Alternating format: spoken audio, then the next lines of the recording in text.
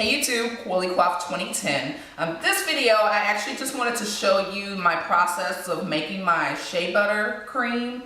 I'm not going to do the specific ingredients because I'm still trying to perfect the dream cream, so to speak. I had my first attempt at making the shea butter cream about 2 months ago when I actually got my shea butter.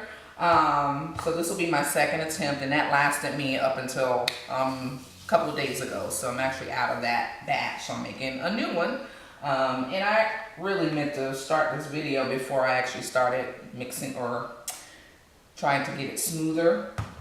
But here's the shea butter that I started with. As you can see, it's clumpy and it's yellow. Now, I don't put too much reverence on the color. The person that I got it from is actually from Ghana. So, and as she explained it, it's really dependent upon the nut that the shea butter comes from that determines the color. And I know I've read a lot of stuff online that says yellow isn't really the real shea butter, but again, I'm not putting too much reference or reverence on that.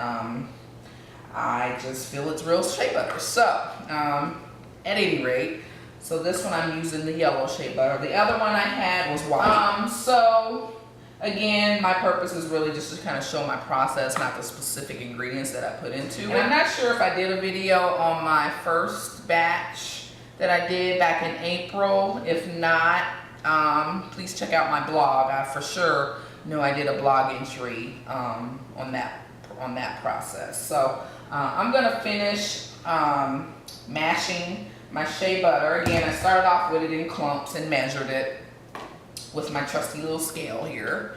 And so I'm now in the process of mashing it. I did find in my last batch that I had a lot of little bitty clumps still in it, even though I use an electric mixer. So I'm using my mashed potato masher thingy here, just to kind of help get rid of some of those little bitty clumps. And before I actually will use the electric mixer, and I'll probably use the mixer once I get everything in there that I want. So let me finish doing this. I've actually been working on this for probably 30 minutes or so, but I've been watching TV and stuff, so I'm not really in a hurry today to get it done. So it'll get done when it gets done. But let me continue this, and then I will come right back. Oh, and I almost forgot. If you're interested in my hairdo, this is actually the fro hop that I did last week. And in the days following, I actually wore it out a couple of times, but for the most part, I've just had them in 2-strand twists and have been wearing it in a bun in the back. Today, I decided to finally untwist them, and I'll probably leave it like this until my next hair day. Today I just decided to put the front in a pompadour to kind of keep it out of my face. But if you're interested in seeing how I did this and how I've styled it since then, please, again, visit my blog. Take care. So first off, let me introduce you to my cat, Sabra. Sabra, look. Say hey to the camera. So she's going to be chilling with me in this video, obviously. Anywho, so this is the shea butter. I actually put it in the microwave in total of about 2 minutes on defrost to let it melt just a little bit. So this is kind of what it looks like. I still see a few little small clumps in it, but hopefully the mixer, the electric mixer, will take care of that. But I've also added my what I call my smell good. So I've been trying to create a scent with some of my essential oils, and I think, well, I found a scent that I like. The problem I'm having is the amount to add, and I actually ran out of one of them. So it smells, I'm trying to mask the rawness of the shea butter because it's a very distinct smell. I've gotten used to it, but I'm sure other people, not that they really matter, but may not be as accepting or may not have much of appreciation for the smell. But I think what I have here, I mean, I smell a faint smell of the shea butter, but I also smell my smell good as well. So this is what it looks like, and I just kind of have been using my masher and my little I forget what this is called, but I actually broke it, but I still use it. So I've been kind of mixing it, but now I'm gonna mix in some coconut oil. The last time I did this, I added way too much coconut oil, so it ended up more greasy than I wanted. So I'm gonna probably do about half or a little less than half of what I used last time. So just looking at my notes. So again, breaking out my scale. So I'm just gonna measure out some coconut oil. And this is unrefined coconut oil. I need to get to a health food store and get me a bigger jar. Now that I've incorporated it with my hair routine, I need to get more coconut oil. So let's see how much I'm going to put in here. Yeah, let's go with it. So again, I don't really want it greasy, but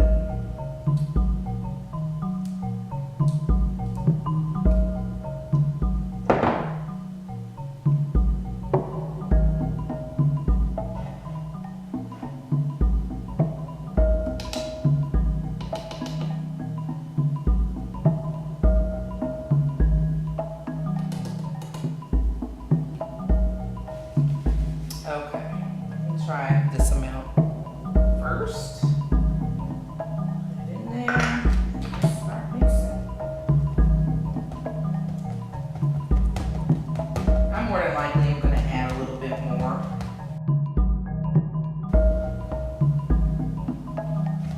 Yeah, that's much better than the last batch. I'm going to add just a little bit more coconut oil. A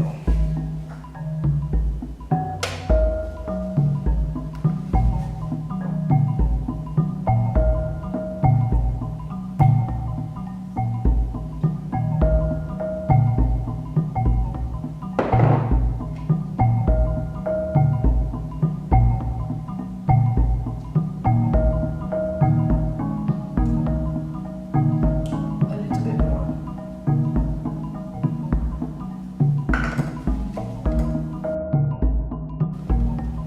Yeah, I think I'm okay with that. Try it this go around. And so let me contemplate what I'm gonna put in here next, and then I'll come back. Alrighty, peoples. So I mixed everything that I'm gonna mix in here. So now I'm gonna, I guess I should have pulled out my blender before I did this. So this is what it looks like. And my goal right now, it's pretty smooth, but I want it more like a, oh please. I want it more fluffy. So that will, so the blender or the mixer will help it achieve the consistency I'm looking for. And I'm actually on the search for a much smaller mixer than this. So if you have any recommendations, by all means, comment. Thank you. So I'll spend a few minutes mixing this. Get it started, but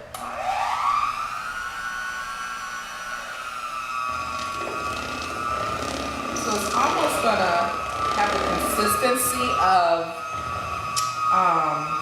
cake frosting. It's actually kind of cool.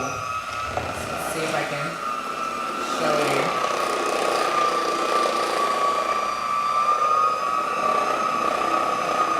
Or even cake. This looks like cake batter, actually. And I don't know if you can tell, but it's starting to kind of fluff up a bit too.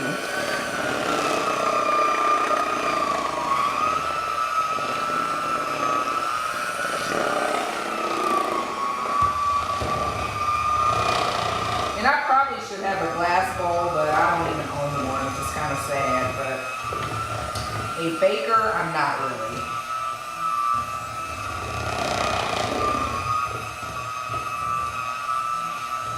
just gonna continue this for a few more minutes, and then I will kind of wrap this up and show you how I'm gonna store it. Okay, so I've been mixing this for a while, and I'm still seeing little bitty clumps in it. So I was trying to figure out a better way to get this mixed, and I completely forgot I have a food processor. Voila. So I'm gonna try this and see how it turns out. If not, if this doesn't work, then I'm gonna have to come up with plan C. Because I'm really, again, trying to get all the little clumps out. I don't wanna feel those again. So just wanted to break in to tell you that, so I will keep you posted. Okay, so I decided against the food processor because of all the little parts to it. That's my other cat howling in the background, just so you know. Yeah, there's some parts to it, and I was afraid it was gonna get inside, and I'm one of those types of people where I don't like to waste my stuff, so I opted not to do that. But here is what it looks like. It's actually very fluffy. Hopefully you can kind of see the consistency. I do still see some clumps, like, let's see, like right here, if you can see that. So I'm gonna try and work with it a little bit more. I don't know if I'm gonna get it any better than that, but there it is. Let me see if I can kind of show you the consistency. Very creamy and thick. So it's a much better consistency than I had before, which I am very grateful for. So I think my measurements were more on point this time. It's not as greasy. Because what I'm gonna do, sorry about that, is I also use this on my skin as a lotion and a face moisturizer as well under my makeup. So it has multi-purposes. So again, that's why I'm very happy it's not as greasy as it was, and it actually feels like a lotion this time. So I think overall I'm pretty pleased. So that pretty much shows you my process. Oh, I did say I was gonna show you what I'm gonna store it in. I have containers like this, and since I got it the consistency that I want, I forgot the bottle I was gonna put it in. Oh, please. So this is the bottle, one of the bottles that I put it in last time. As you can see, 4/16, 12, and I label all of my bottles so I'll know what it is. So I may put some of this in one of these bottles, and this is what I'll probably use as my lotion and for my face. And then the rest I'll put into these containers. And then the one I'm not using, I'll put it in the refrigerator. This doesn't necessarily need to be refrigerated. I just do, just in case, to help preserve it. But that's it. If you have any questions, comments, concerns, as always, please feel free to comment. And also, please check out my blog, afrotexturallyspeaking.blogspot.com. And then I'm also on Pinterest as well. So I'll post the links right in the description box below. So until next time, y'all, take care.